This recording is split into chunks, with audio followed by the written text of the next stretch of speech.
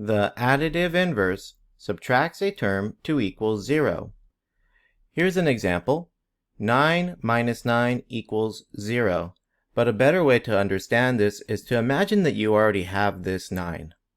You have this 9, and that you want to make it become 0. Then that means that you need to subtract the exact amount from this first value if you want it to become equal to 0. So the additive inverse in this example is just subtracting 9. Subtracting 9 will give you 0. Using the additive inverse means we want to end up at 0. This is a very useful strategy in solving equations in a future lesson. Let's take a look at an example. You see that 9 minus 9 is here because we wanted to get 0. Let's read. In algebra, we use the additive inverse to remove a numeric or variable term. So the reason why we do 9 minus 9 equals 0 is because in the original equation, we want to remove the numeric term 9. Here's that numeric term circled in red.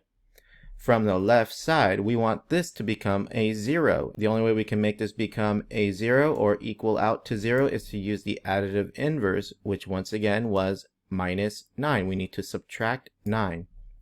So continue reading. From the left side, by using the additive inverse, subtract 9 from both sides. And so here we went from having two terms, x plus 9, to having just one term, x. We removed this plus 9 by using the additive inverse. Let's take a look at the check for understanding. Which line of the equation solving process uses an additive inverse? How do you know? Here are 3 lines of an equation being solved. The first line corresponds with the letter option A, second line option B, third line option C. Which line, A, B, or C? Line blank uses the additive inverse. I know because